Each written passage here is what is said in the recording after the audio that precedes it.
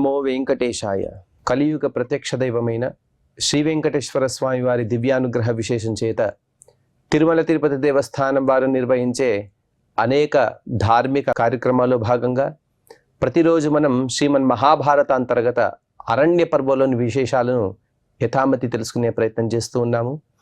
ఈనాటి ప్రవచన కార్యక్రమాన్ని మంగళ పద్యాన్ని పలుకుతూ ప్రారంభించుకుందాం. నారాయణం నమస్కృత్య నరం చైవ నరోత్తమం దేవీం సరస్వతీం వ్యాసం తతో జయముదీరయేత్. శ్రీ గురుభ్యో నమః. హరి ఓం.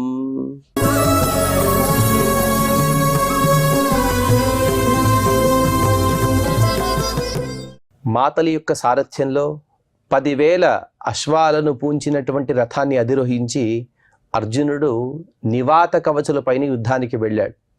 నివాత కవచులు సామాన్యులు కారు. చతుర్ముఖ బ్రహ్మ యొక్క వరం చేత 3 కోట్ల మంది కూడా సమానమైనటువంటి బలాన్ని కలిగిన వారు. వారిలో ఒకరి ఆధిపత్యం కాదు, అందరూ సమానమే అనే ఒక భావనతో సమానంగా సమిష్టిగా నివసించే వారిపైన అర్జునుడు ఎంతో కష్టపడి తను యుద్ధాన్ని చేశాడు అని చెప్పాడు. వాస్తవంగా ఎక్కువ కష్టం లేక సునాయాసంగా తను వారిపైన జయాన్ని పొంది అలా తిరిగి వస్తూ ఉన్నాడు. స్వర్గానికి వచ్చే సందర్భంలో జరిగినటువంటి విషయాన్ని అర్జునుడు చెబుతూ ఉన్నాడు ధర్మరాజు గారికి. అర్జున ఉవాచ నివర్తమానేన మయా మహదృష్టం తతోపరం పురం కామచరం దివ్యం పాపకర్మ సమప్రభం. నివాత కవచల యుద్ధాన్ని 172వ అధ్యాయాన్ని సమాప్తి చేసుకుని 173వ అధ్యాయంలో అర్జునుడు చెబుతూ ఉన్నాడు. ఆ విధంగా నివాత కవచులను సంహరించి తిరిగి వచ్చే సందర్భంలో ఆకాశ మార్గంలో నాకు ఇంకొక పట్టణం కనబడుతున్నది. ఆ పట్టణం కూడా అలా ఎగురుతూ ఉన్నది. అందులోనూ దివ్యమైనటువంటి కాంతితో వెలుగొందుతూ ఉన్నది. సూర్యుడు అలాగే అగ్ని వీరిద్దరి కాంతి కలయిక చేత ఎంతైతే ప్రకాశం ఉంటుందో అంత ప్రకాశంగా ఆ పట్టణం కనబడుతూ ఉన్నది. రత్నద్రుమమయైశ్చిత్రైః సుస్వరైశ్చ పతత్రిభిః పౌలోమైః కాలకంజైశ్చ నిత్యహృష్టైరధిష్ఠితం.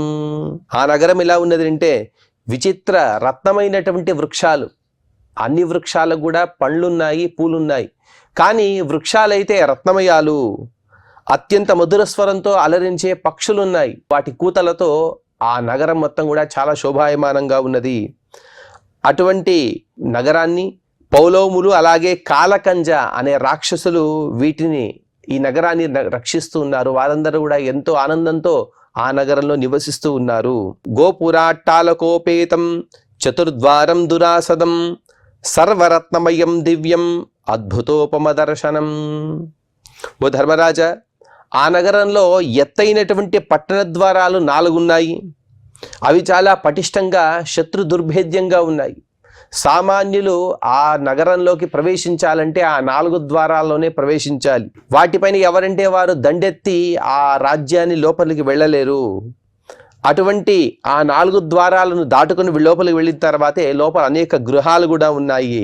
ఆ ప్రతి ఒక్క గృహము కూడా రత్నఖచితంగా మణిమయ శోభితంగా సువర్ణమయమైనటువంటి గొప్ప గొప్ప గోపురాలతో అలలారుతూ ఉన్నది.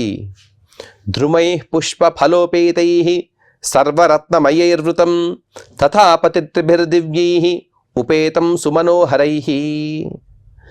ఆ నగరం యొక్క 4 భాగాల్లోనూ కూడా ఫలపుష్పభరితమైనటువంటి రత్నాల వృక్షాలు ఉన్నాయి. వాటితో గొప్ప ఉద్యానాలు కూడా అక్కడ కనబడుతున్నాయి. ఏవో 3-4 వృక్షాలు కాదు, అటువంటి కొన్ని లక్షల వృక్షాలు అక్కడ కనబడుతున్నాయి.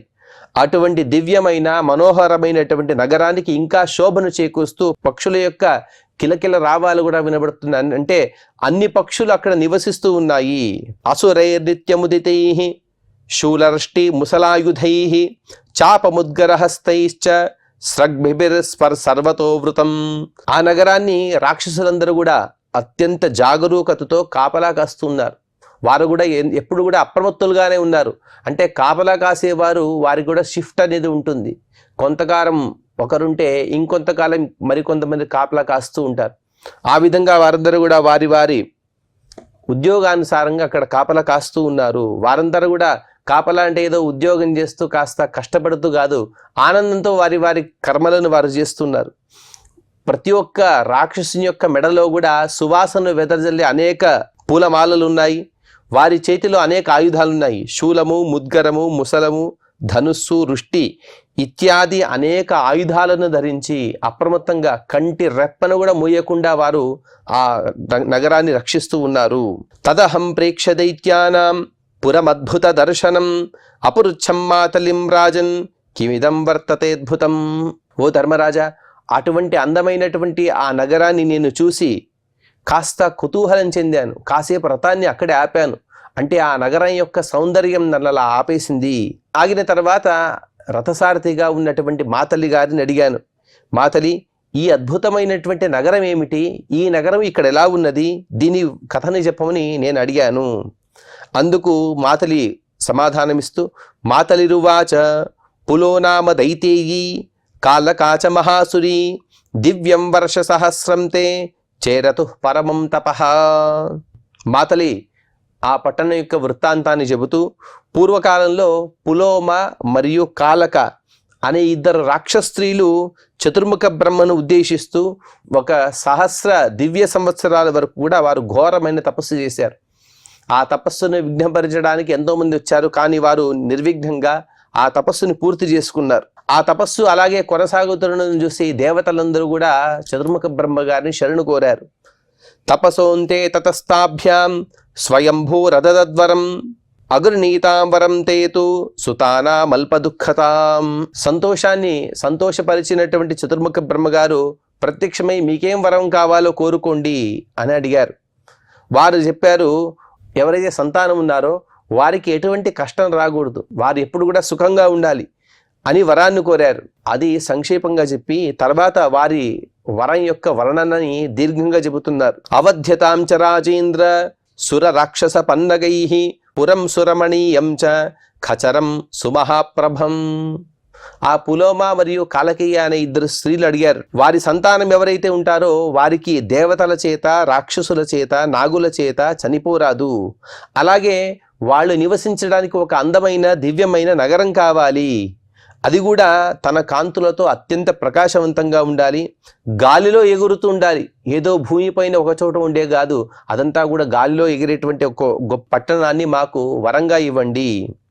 సర్వరత్నై సముదితం దుర్ధర్షమరైరపి మహర్షి యక్ష గంధర్వ పన్నగాసుర రాక్షసాః. ఎవరు కూడా ఆ నగరాన్ని ధ్వంసం చేసే సామర్థ్యం ఎవరికి కూడా ఉండకూడదు. అందులోనూ కూడా దేవతలు కానీ, రాక్షసులు కానీ, గంధర్వులు కానీ, పక్షి జాతులు వారు కానీ, ఇటువంటి వారు ఎవరు కూడా ఎంత ప్రయత్నం చేసినా కూడా ఈ నగరాన్ని వారెవరు కూడా నాశనం చేయకూడదు. అంత గొప్ప శక్తి సంపన్నమైనటువంటి నగరాన్ని మాకు వరంగా ఇవ్వండి. సర్వకామ గుణోపేతం వీత శోక మనామయం బ్రహ్మణా భరత శ్రేష్ఠ కాలకేయ కృతే కృతం తదేతత్ స్వపురం దివ్యం చరత్యమరవర్జితం. వారు ఏ మంచి గుణాలైతే కోరుకున్నారో ఆ మంచి గుణాల యొక్క కలయికే ఈ నగరము. ఇక్కడ సుఖం తప్ప దుఃఖం అనేది ఉండదు, అందరూ కూడా సుఖంగానే ఉంటూ ఉన్నారు. ఈ నగరవాసులకు రోగాది బాధలే లేవు. రోగం ఉంటేనే కదా మందులు, లేకపోతే పరీక్షలు, ఇటువంటి ఎన్నో సౌలభ్యాలు కావాల్సి వస్తుంది. రోగం అనేదే లేదు, వైద్యుడే లేదు. హాయిగా వారందరూ కూడా రోగాది ఈతి బాధలు లేకుండా సుఖంగా ఉన్నారు. వారు కోరిన విధంగానే చతుర్ముఖ బ్రహ్మ గారు కూడా వీరి కోసం వారు కోరుకున్న కోరికల ప్రకారమే ఒక నగరాన్ని నిర్మించి ఇచ్చారు. అదే ఈ దివ్యమైనటువంటి నగరం. ఓ అర్జున, ఈ నగరం గురించి ఏమని చెప్పగలము? ఆ నగరంలో ఉండేవారు కోరుకున్న చోటికి ఈ నగరం అలాగే తీసుకువెళ్ళగలదు. కానీ ఇందులో దేవతలకు ప్రవేశం నిషిద్ధము. ఈ నగరాన్ని పౌలమేయులు అలాగే కాలకీయులనే రాక్షసులే దీన్ని రక్షిస్తూ ఉంటారు. అటువంటి దివ్యమైనటువంటి నగరం. హిరణ్యపురమిత్యేయం ఖ్యాయతే నగరం మహత రక్షితం కాలకేయేశ్చ పౌలమేశ్చ మహాసురైః. ఈ విశాలమైన నగరం ఏదైతే ఉన్నదో దీన్ని హిరణ్యపురము అని పిలుస్తూ ఉంటారు. ఎందుకంటే దీన్ని నిర్మించడంలో ఎక్కువగా హిరణ్యాన్ని అనగా బంగారాన్ని వాడారు కాబట్టి దీన్ని హిరణ్యపురము అని పిలుస్తూ ఉంటారు. కాలకేయులు, పౌలమేయులు దీన్ని రక్షిస్తూ ఉంటారు. తగేతే ముదితారాజన్ అవధ్యా సర్వదేవతైః నివసంత్యత్ర రాజేంద్ర గతోద్వేగా నిరుత్సవాః. ఓ రాజా, ఆ రాక్షసులకు దేవతల చేత చావు లేదు. ఆ విషయం తెలిసిన వారు గనుక ఎటువంటి ఉద్వేగము, ఉత్కంఠం లేకుండా సుఖంగా వారు అన్ని అధర్మాలను చేస్తూ నిత్యం కూడా సంతోషంగా ఉన్నారు. కానీ మానుషాన్ మృత్యురేతేషాం నిర్దిష్టో బ్రహ్మణాపురా ఏతానపి రణే పార్థ కాలకంజాన్ దురాసదాన్ వజ్రాస్త్రేణ నయస్వాశు వినాశం సుమహాబలాన్. మాతలి గారు చాలా చక్కగా చెబుతున్నారు. వారు దేవతల చేత రాక్షసుల చేత అంటే తమలో తమే కొట్టుకుపో చావకూడదు, అలాగే పరులైనటువంటి దేవతలు వీరిపైన దండెత్తకూడదు, ఇంకా యక్షులు రాక్షసులు పన్నగులు అనేక జాతులని చెప్పారు. కానీ మనిషి వలన వీరికి మృత్యు రాదని ఖచ్చితం. ఎందుకంటే సామాన్యుడైనటువంటి మానవుడు నన్నేం చేయగలనే ఒక అహంకారం, అతి విశ్వాసం. పూర్వం రావణుని యొక్క వృత్తాంతంలో కూడా విన్నాం కదా, రావణుడు కోరుకున్నది కూడా అదే, మనిషి నన్నేం చేయగలడు అనుకున్నాడు. ఆ మనిషి రూపంలో వచ్చినటువంటి రావణుని చేత అతను హతుడయ్యాడు. అదేవిధంగా వీరందరూ కూడా అటువంటి వరాన్ని కోరుకున్నారు. కోరుకుని మాకు మనుష్యుల చేత ఏమీ కాదనుకుని వారు మనుషులను అడగలేదు. కానీ చతుర్ముఖ బ్రహ్మగారు చాలా తెలివిగా వీరికి మానవుడైనటువంటి నీ చేతనే వీరికి మరణాన్ని లిఖించాడు. అందుకోసమే యుద్ధంలో వజ్రాస్త్రాన్ని ప్రయోగించి బలవంతులైనటువంటి అనగా మహాబలశక్తి సామర్థ్యాలు కలిగిన ఈ దానవులను నీవు మట్టుబెట్టాలి అని మాతలి గారు చెప్పారు. అందుకు అర్జునుడు ప్రతిగా చెబుతూ అర్జునౌవాచ సురాసురైరవధ్యం తత్ అహం జ్ఞాత్వా విశాంపతే అబ్రువం మాతలిం హృష్టః యాహ్యేతత్ పురమంజసా. ఓ యుధిష్ఠిర, ఆ విధంగా మాతలి గారి మాటలు విన్నటువంటి నేను ఆ హిరణ్యపురంలో దేవతలకు ప్రవేశం లేదని తెలిసిన తర్వాత కాస్త ఆగ్రహం వస్తూ ఉన్నది. దేవతలంటే త్రిదివేశ్వరులు, 3 లోకాలను కూడా పాలించేవారు. అటువంటి దేవతలకే ప్రవేశం లేని ఈ రాజ్యం ఉంటే ఏమి లేకపోతే ఏమి. అందుకోసమే నేను మాతలి గారిని కోరుకున్నాను, వీలైనంత త్వరగా ఈ నగరానికి మన రథాన్ని పోనివ్వమని నేను చెప్పాను. త్రిదిశేషద్విషో యావత్ క్షయమస్త్రైర్నయామ్యహం నకతంచిద్దిమే పాపాన్ అవధ్యాయే సురద్విషః. దేవతలను ఎవరైతే ద్వేషం చేస్తుంటారో వారినే పాపాత్ములను చెబుతారు. అటువంటి పాపాత్ములైనటువంటి రాక్షసులు ఉంటే ఏమిటి లేకపోతే ఏమిటి, వెంటనే వారిని చంపవలసినదే, అవశ్యంగా వారిని సంహరించాలి అని తెలుసుకున్నాను. కావున నేను చెప్పాను, ఆ పౌలమేయుల్ని కాలకేయుల్ని వారిని సంహరించే వరకు నేను విశ్రాంతిని పొందను. అందుకోసమే మాతలి వెంటనే మన రథాన్ని అక్కడికి పోనివ్వమని నేను చెప్పాను. ఉవాహమాం తతశీఘ్రం హిరణ్యపురమంతికాత్ రథేన తేన దివ్యేన హరియుక్తేన మాతలి. నేను ఈ విధంగా ఆ మాతలికి చెప్పిన విధంగానే ఆ మాతలి కూడా తను ఆ దివ్య రథాన్ని వెంటనే ఆ హిరణ్యపుర ప్రాంతానికి నన్ను తీసుకువెళ్ళాడు. తే మామాలక్ష్య దైతేయాః విచిత్రాభరణాంబరాః సముత్పేతురు మహావేగాః రథానాస్థాయ దంశితాః. ఆ పౌలమేయులు కాలకీయులు కూడా సామాన్యులు కాదు కాబట్టి వారందరూ కూడా మా వైపే చూస్తున్నారు. ఎప్పుడైతే మా రథం అక్కడికి వెళ్ళని తెలిసినదో వారందరూ కూడా మా పైన దండెత్తి వచ్చారు. వారు ఎలా ఉన్నారంటే విచిత్రమైనటువంటి ఆభరణాలని మహా దివ్యమైనటువంటి వస్త్రాలను ధరించున్నారు. చూస్తూనే అనేక రథాలను అధిరోహించి మా పైన మహావేగంతో మా వైపుకు వచ్చారు. తతో నాలీక నారాచైః భల్యై శక్తుష్టితోమరైః ప్రత్యఘ్నం దానవేంద్రామాం క్రుద్ధాస్తీవ్ర పరాక్రమాః. వారందరూ కూడా కోపంతో ఊగిపోతూ ఉన్నారు. ప్రచండమైనటువంటి పరాక్రమం కలిగిన వారు, వారిని చూస్తుంటే తెలుస్తుంది వారు ఎంత పరాక్రమం ఉన్నదో. అటువంటి ఆ దానవేంద్రులు రాక్షసులు వారందరూ కూడా నాళీకము నారాచము భల్లము శక్తి వృష్టి అనగా ఖడ్గము కత్తి ఇటువంటి తోమరము ఇటువంటి అనేక ఆయుధాలను ధరించి నా పైన వారందరూ కూడా దాడి చేస్తూ ఉన్నారు. తదహం శరవర్షేణ మహతా ప్రత్యవారయం శస్త్రవర్షం మహద్రాజన్ విద్యాబలముపాశ్రితః. కానీ ధర్మరాజా, నేనేమైనా సామాన్యుడినా? సాక్షాత్తుగా దేవేంద్రుడి ద్వారానే అనేక అస్త్రాల ప్రావీణ్యాన్ని పొందినవాడిని. నేను ఆ సమయంలో నా విద్యాబలాన్ని ఆశ్రయించి వారి యొక్క ఏవైతే ఆయుధ ప్రహారాలు ఉన్నాయో, ఆయుధాన్ని వారైతే విసిరారో వాటిని నా కేవల బాణాలని ప్రయోగించి వాటిని మొత్తాన్ని కూడా అడ్డుకున్నాను. వ్యామోహయం చతాన్ సర్వాన్ రథ మార్గైశ్చరన్ రణే తేన్యోన్యమభిసమ్మూఢాః పాతయంతి స్మ దానవాన్. అంతేకాదు ఆ యుద్ధ భూమిలో మాతలి గారికి నేను చెప్పాను ఈ విధంగా రథాన్ని నడపమని. నా ఆదేశానుసారము మాతలి గారు ఆ రథాన్ని అలా నడిపారు. ఆ విచిత్రమైనటువంటి గతులతో రథాన్ని నడిపించడం చేత వారందరూ కూడా అయోమయంలో పడుతూ ఒకరినొకరు చంపుకున్నారు. ఒకరినొకరు చంపుకునే విధంగా నేను ఆ రథాన్ని నడపమని చెప్పాను. అంటే ఒకరు ఎదురుగా వస్తుంటే వారి ఎదురుగా వచ్చే సందర్భంలో, ఇద్దరు ఎదురుగా వచ్చే సందర్భంలో వారి మధ్యలో వెళ్ళడం, ఇద్దరు ప్రహారం చేసే సందర్భంలో నేను ముందుకు వెళ్ళిపోవడం, ఆ విధంగా వారిద్దరు కూడా ఒకరితో ఒకరు వారి వారి ఆయుధాలను ప్రయోగించి వారు చనిపోతూ ఉన్నారు. ఈ విధంగా కొన్ని వేల మంది నేను ఆ విధంగా సంహారం చేశాను. తేషామేవం విమూఢానాం అన్యోన్యమభిధావతాం శిరాంశి విశిఖైర్దీప్తైః న్యహనం శతసంఘషః. ఈ విధంగా విమూఢాత్ములై వారందరూ కూడా ఒకరిపైన ఒకరు దాడి చేసుకుంటూ ఉండే సందర్భంలో ఇంకొంతమంది ఎవరైతే రాక్షసులు మిగిలారో వారిపైన నేను తీక్ష్ణమైనటువంటి నా ఆయుధాలని, నా బాణాలని ప్రయోగం చేస్తూ వారి శిరస్సులో నరికివేశాను. తే వధ్యమానా దైతేయాః పురమాస్థాయ తత్పునః ఖముత్పేతుస్సనగర మాయామాస్థాయ దానవీం. ఎప్పుడైతే ఈ విధంగా సుపక్షం వారు మరణించడం తెలిసిపోయింది వారికి, అలాగే పెద్ద సంఖ్యలో వారందరూ కూడా చనిపోతూ ఉన్నారు. అది తెలిసిన వెంటనే వారందరూ కూడా వారి మనసులో కోరికను కోరుకున్నారు. వారి కోరికను అనుసరించి ఆ హిరణ్యపురము అలాగే వేగంగా అంతరిక్షంలో ఎంతో పైకి వెళ్ళిపోతూ ఉన్నది. ఆ పైకి వెళ్ళిపోయే సందర్భంలో నా రథం కూడా అలాగే కాస్త కదులుతూ ఉన్నది వారి ఆ హిరణ్యపురం యొక్క గమన వేగానికి అనుసరించి. తతోహం శరవర్షేణ మహతా కురునందన మార్గమావృత్య దైత్యానాం గతిం చైషామవారయం. ఇక ఆ హిరణ్యపురం యొక్క గమనాన్ని వెంటనే నేను నిలపాలి.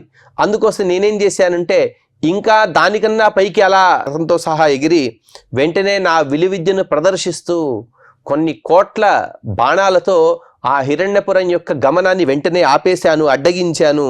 తత్పురం ఖచరం దివ్యం కామగం సూర్య సప్రభం దైతేయైర్వరదానేన ధార్యతే స్మ యథాసుఖం. చాలా అర్జునుడు సుఖంగా చాలా చక్కగా చెబుతున్నాడు. సూర్యుని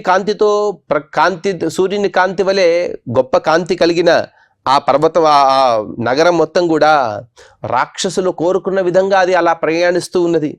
ఇంతవరకు కూడా ఎన్నో విమానాలను చూశాను, పుష్పక విమానాలని. విమానాన్ని నడిపేవారు ఒకరు ఉంటారు. వారు విమానాన్ని నడిపేవారు ఎలాగైతే కోరుకుంటారో అలా వెళుతూ ఉంటుంది. కానీ ఈ హిరణ్యపురము పెద్ద పట్టణం మొత్తం కూడా గాలిలో అలా ఎగురుతూ ఉన్నది అంతరిక్ష మార్గంలో. అందులో ఉండేవారు కోరుకున్న విధంగా అలా వేగంగా వెళుతూ ఉంది, ఆకాశంలో సుఖంగా ఉంటున్నారు. ఇదంతా చూసి నేను ఆశ్చర్యపోయాను. ఇంకా ఆ హిరణ్యపురం యొక్క గమనం ఎలా ఉన్నది అంటే అంతర్భూమో నిపతతి పునరూర్ధ్యం ప్రతిష్ఠతే పునఃస్థిర్య ప్రయాత్యాశు పునరప్సు నిమజ్జతి. ఆ దివ్యమైనటువంటి హిరణ్యపురము ఒక్కోసారి భూమిపైన దిగుతూ ఉన్నది, అంతే వేగంగా పాతాళానికి కూడా వెళ్ళిపోతూ ఉన్నది. ఇంకొకసారి అంతరిక్షంలో సంచరిస్తూ ఉన్నది, వేరొకసారి సముద్ర మార్గంలో కూడా ఒక నావలాగా అది వెళ్ళిపోతూ ఉన్నది. ఉన్నట్టుండి అలా ఆకాశంలో లేచి తిరిగే గమనం అంటే ఇంతవరకు కూడా ఇలా ప్రదక్షిణాకారంగా లేకపోతే అప్రదక్షిణాకారంగా వెళుతున్నదో, కానీ ఉన్నట్టుండి తన గమనాన్ని అలా వ్యత్యాసం చేసుకుని వేగంగా వెళుతూ ఉన్నది. వ్యతిరేక దిశలో కూడా వెళ్ళే గొప్ప సామర్థ్యం కలిగినది ఆ నగరము. అమరావతి సంకాశం తత్పురం కామగం మహత్ అహమస్త్రైర్బహువిధైః ప్రత్యగృహ్ణం పరం తప. ఆ హిరణ్యపురాన్ని చూస్తుంటే దీని ముందు అమరావతి కూడా ఉపయోగం లేదు అన్నంతగా గొప్ప ప్రభతో ఆ హిరణ్యపురం వెలుగొందుతూ ఉన్నది. అలాగే ఇచ్ఛానుసారంగా కూడా ఆ నగరం ప్రయాణం చేస్తూ ఉన్నది. ఎంతో కష్టంతో అనేక అస్త్రశస్త్రాలను ఉపయోగించి ఆ హిరణ్యపురం యొక్క గమనాన్ని నేను అడ్డుకున్నాను. తతోహం శరజాలేన దివ్యాస్త్ర నుదితేన చ వ్యగృణ్యం సహదైతేయైః తత్పురం పురతర్షభ. ఎన్నో దివ్యాస్త్రాలను ప్రయోగించి శరవర్షంతో రాక్షసులతో సహా ఆ నగరాన్ని చిన్నాభిన్నం చేయసాగాను. ఎందుకు అంటే ఆ నగరాన్ని ఆశ్రయించి అలాగే ఆ నగరం యొక్క గమనాన్ని అనుసరించే వారందరూ కూడా ఇంత బలంతో ఉన్నారు. దేవతలను ద్వేషిస్తూ ఉన్నారు, అధర్మాన్ని చేస్తూ ఉన్నారు. ఆ పట్టణమే లేకపోతే ఇంకా వారికి గతి ఉండదు. అందుకోసం మొట్టమొదటిగా ఆ పురాన్ని ధ్వంసం చేయాలి. ఆ పురాన్ని అనగా పట్టణాన్ని ధ్వంసం చేస్తే కానీ వీరి నాశనం అనేది కుదరదు. కాబట్టి ఆ పట్టణాన్ని నేను చిన్నాభిన్నం చేయసాగాను. విక్షతం చాగ్యసైర్బాణైః మత్ప్రయుక్తైరజిహ్మగైః మహీమభ్యతద్రాజన్ ప్రభగ్నం పురమాసురం. నేను కూడా దాటిగా చాలా వేడిగా వాడిగా ఉన్నటువంటి అనేక బాణాలను ప్రయోగించాను. ఆ బాణాల దాటికి ఆ రాక్షసుల నగరం అనేది విచ్ఛిన్నమై నేలకూలుతూ ఉన్నది. తే వధ్యమానా మద్బాణై వజ్రవేగైరయస్మయై పర్యభ్రమంత వైరాజన్ అసురా కాలచోదితా. నా బాణాలన్నీ కూడా పిడుగు ఏ విధంగా అయితే ఉంటుందో అంతే వేడిగా ఉన్నాయి, అలాగే అంతే వేగంతో కూడా వస్తున్నది. అటువంటి పిడుగుతో సమానమైనటువంటి నా బాణాల యొక్క ప్రయోగం వలన వారందరూ కూడా ఎన్నో దెబ్బలు తిన్నారు, కొందరు మరణాన్ని కూడా పొందారు. ఇంకొందరు మిగిలిన వాళ్ళందరూ కూడా నలుగు దిక్కులా వారు పరిగెత్తుతూ ఉన్నారు. తతో మాతలిరారుహ్య పురస్తా నిపతన్నివ మహీమవాతరత్ క్షిప్రం రథేనాదిత్యవర్చస. కానీ నా సారథి అనేటువంటి మాతలి సామాన్యుడు కాదు కదా. వీరందరూ కూడా పారిపోతే మరొక్కసారి వేరొక చోట వీరు ఆశ్రయాన్ని పొంది మరొక్కసారి దేవతలను ద్వేషం చేస్తారు. కానీ అందుకోసం వీరినందరినీ కూడా సమూలంగా నాశనం చేయాలి అనే ఒక గొప్ప సంకల్పం కలిగిన నా సారథి అయినటువంటి మాతలి గారు ఆకాశంలో ఎంతో ఎత్తుకు ఆ రథాన్ని తీసుకువెళ్ళాడు. అనగా వారిని అందరినీ కూడా అడ్డగిస్తూ వారందరూ కూడా ఎటువైపు వెళుతున్నారో అటువైపు నన్ను ఆ రథాన్ని తీసుకెళ్తూ వారందరినీ కూడా సంహరించే విధంగా నన్ను ప్రోత్సహిస్తూ ఉన్నారు. అలాగే రథం కూడా ఎవరు పైకి వెళితే పైకి, అలాగే కిందికి వెళ్ళే వారిని కిందికి, ఆ విధంగా వేగంగా పైకి కిందికి ఆ రథాన్ని నడిపిస్తూ మాతలి కూడా తన రథసారథ్యాన్ని అక్కడ ప్రదర్శిస్తున్నారు. తథో రథ సహస్రాణి షష్టిస్తేషామర్షిణాం యూత్సునామయా సార్ధం పర్యవర్తంత భారత తాన్యహం నిశితైర్బాణై వ్యధమం గాత్రరాజితై. అర్జునుడు చెబుతూ ఉన్నాడు, ఇంతవరకు జరిగినటువంటి యుద్ధం బయటి వారి నుండి, అంటే బయట ఎవరైతే కాపలాగా ఉన్నారో వారితో మాత్రమే యుద్ధం చేశాను. ఇప్పుడు ఆ హిరణ్యపురం లోపల నుండి గొప్ప సేన బయటికి వస్తున్నది. ఎంతమంది వచ్చారంటే 60,000 రథాలను అధిష్ఠించి అనేక దానవులు బయటికి వచ్చారు. పౌలమేయులు, కాలకేయులు వారందరూ కూడా స్పర్ధతో నాతో యుద్ధం చేస్తూ ఉన్నారు. దాన్ని గమనించి నేను ఎన్నో వాడిగా ఉన్నటువంటి బాణాలని ప్రయోగించి వారినందరినీ కూడా ఏకకాలంలో గాయపరచసాగాను. అంత గొప్ప ప్రావీణ్యం కలిగిన వాడు ఒకేసారి 60,000 రథాలపై ఉన్నటువంటి మహారథులతో ఏకకాలంలో ఒక్కడే అర్జునుడు యుద్ధం చేస్తూ ఉన్నాడు. తే యుద్ధే సన్యవర్తంత సముద్రస్య యథోర్మయః నేమే శక్యా మానుషేణ యుద్ధేనేతి ప్రచింత్య తతోహ మానుపూర్వేణ దివ్యాన్యస్త్యాన్యయోజయం. కానీ అర్జునుడు చెబుతున్నాడు, నేనెంత గాయపరుస్తూ ఉన్నా కూడా ఆ దానవుల యొక్క సైన్యం అలాగే నా పైన దాడి చేస్తూ ఉన్నది. ఏ విధంగా అంటే ఉత్తుంగమైనటువంటి కెరటాలు కలిగిన సముద్రం ఎలాగైతే పొంగుకుంటూ బయటికి వస్తూ ఉంటుందో, తీరాన్ని అలా కోస్తూ బయటికి వస్తూ ఉంటుందో, ఆ విధంగా వారందరి సేనలు కూడా నా పైన దాడి చేస్తూనే ఉన్నారు. ఇక మానవోచిత విధానంలో వీరిని గెలవడం సాధ్యం కాదు అనే విషయం నాకు తెలిసిపోయింది. కేవలం దైవం యొక్క అనుగ్రహాన్ని నేను కాంక్షిస్తూ నేను దివ్యాస్త్రాన్ని ప్రయోగించాలి అని అనుకున్నాను. తతస్థాని సహస్రాణి రథినాం చిత్రయోధినాం అస్త్రాణి మమ దివ్యాని ప్రత్యఘ్నన్ శనకైరివ.